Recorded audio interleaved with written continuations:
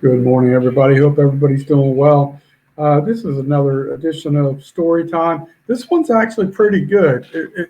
It's what I call pretty good, pretty interesting. Definitely has some interesting twists and turns. It didn't turn out as I was hoping, but when I worked at the bait shop in Bonita Springs, many years ago, I would say this was probably when was this? This was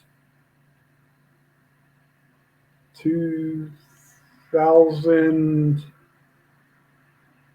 I don't know. It might have been 2010. So I'm going to say around 2010. Don't quote me on the time period. I'm just taking a guess. I just tried to do a quick Google search. I did not find the archives for this incident, but I'm sure if I dug a little harder with more patience, I could find it. Anyway, I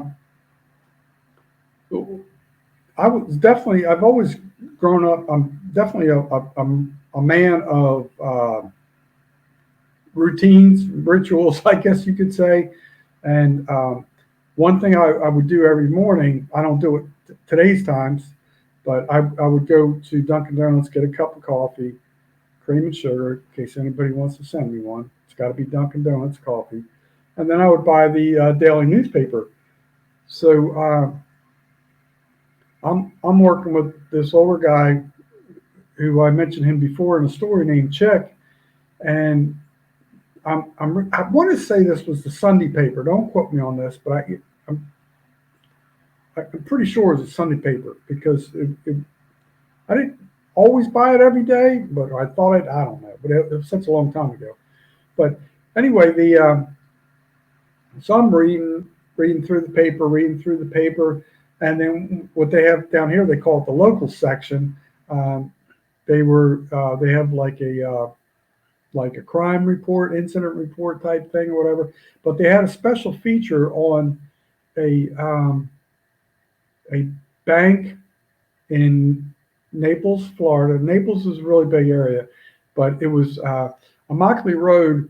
The extension of that on the west side of Tamiami Trail, it would be US 41.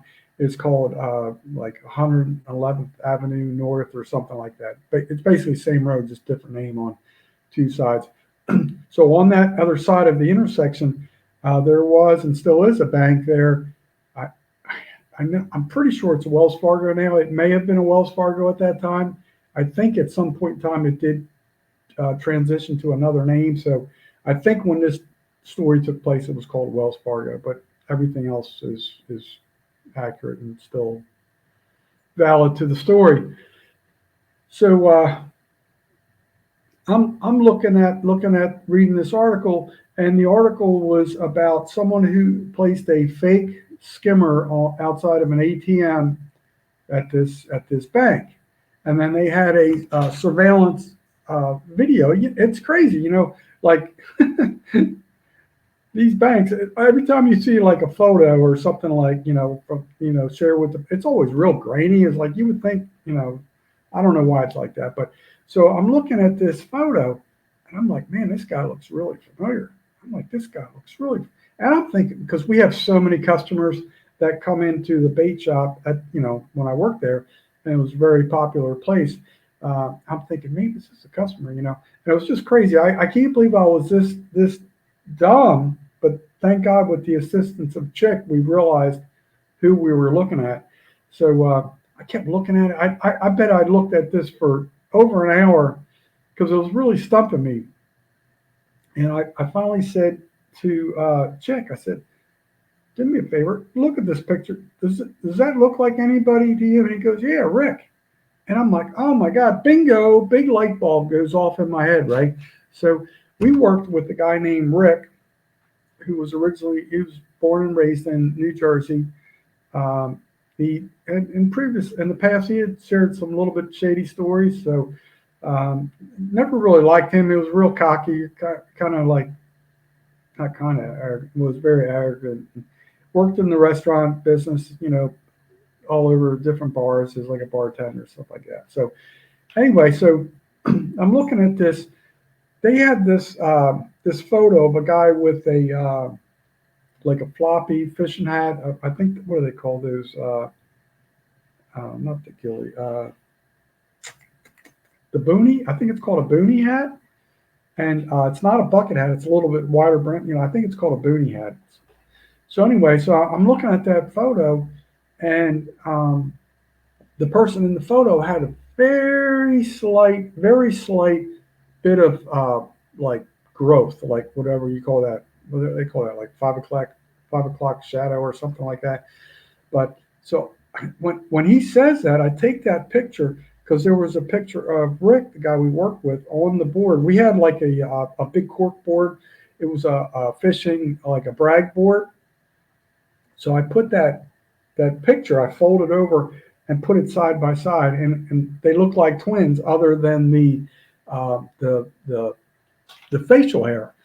So I'm like, wow, man, this is something else. I'm like, I don't know, maybe I don't know. The only thing that had me doubtful was the facial hair.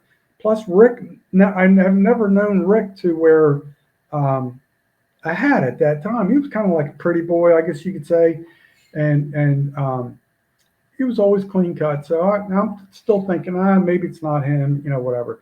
So I kid you not, I'd say about maybe an hour later, the I'm going to tell you what happened, then I'm going to go back to tell you what time of day this event took place and whatnot. It was pretty crazy. So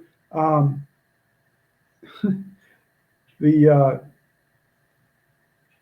I hear the back door open, and the back door was the room that you would enter would be where all the bait tanks are. And generally, the only people would come in that unlocked back door would be like charter captains or employees, or like a real good friend of one of the employees. You pretty much had to come through the front door. So I hear that. I look back, and I see Rick coming in, and I'm like, my eyes about popped out of my head. He's got like a 5 o'clock shadow, and I'm like, oh shit. I'm like, oh crap. So I'm like, all right, so we're working with Chick. Chick gets talking to him. So while he's doing that, he parked up next to the building. So I go outside, and I'm looking in the windows of his truck trying to find that hat, because I'm like, if I see that hat, that's pretty much going to seal the deal. So I did not see that floppy hat. It was weird because that dude never wore a that type of boonie hat. I think it's what it's called. Not a ghillie, something different, but I think it's called a boonie hat. But so now let's get back to this took place around. I think it was right around the 6 o'clock hour that this took place, and I remember the time of year it got darker a little bit earlier. So I do forget what time of year it was, but obviously that'll tell you something with the time change. But so as I'm reading the article and everything, I'll never forget it was on a Wednesday, and Rick worked with the owner of the bait shop on Wednesdays until 6 p.m. And where this took place was probably a 10 to 15-minute ride, if everything went perfect without traffic, to get to that location. So I'm literally just sitting on this information, conflicted on what to do. I don't want to make a false accusation, and then I come to find out I worked on Thursdays, and I would come in at noon on Thursdays and work a half a day, from noon until 6 p.m. And then Friday, Saturday, Sunday I would work 12-hour days. So I get talking to the owner, and I don't know. We got talking, and then he says, "Yeah, Rick went home early yesterday. He was all hungover." And I was like, "Oh, really?" I was like, he goes, "Yeah, he was some BS excuse, blah blah." So I had to work by myself, and sometimes the owner would leave early because he's the owner. That's his prerogative, and he couldn't do that the day before because the guy went home sick and hungover. So he goes, "Yeah, he left at noon," and now I'm like, "Bing!" I'm like, "Oh my gosh!" I'm like, all the pieces of the puzzle are falling together right now.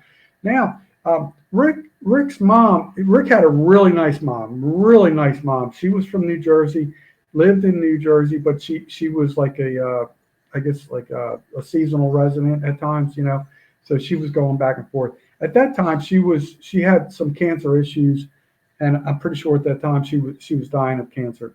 So her condo, which was right off of that, right literally like 3/4 of a mile, maybe only a half a mile down from where that bank was on 111th Avenue North in Naples.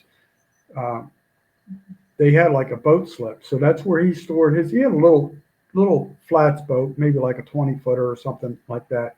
So now I'm like, oh, this all makes sense now. He had been staying there a lot of times with at his mom's place periodically. He was also going through a divorce. It was like a lot of craziness. I know his family in New Jersey. Let's say you could you can infer from previous stories they were like maybe connected. They knew people, and so now it's like I'm like, all right, now it's all coming together. It's all coming together. This is like so. So once I found out that information, I contacted Collier County Sheriff's Department and told them, the information. And so I finally get a detective that calls me back. I end up meeting him in a public parking lot. It was a Home Depot in Naples, and I'm telling him, and I told him, I said, look, if I had to bet, if I had a lot of money, I'm betting all my money. It's like there's no way. And so we get talking. Detective was very nice. He even shared a little bit, probably more than he should have. But I said, look, I said, I guarantee this is your guy. Um, I said, in the article you said you had fingerprints and everything.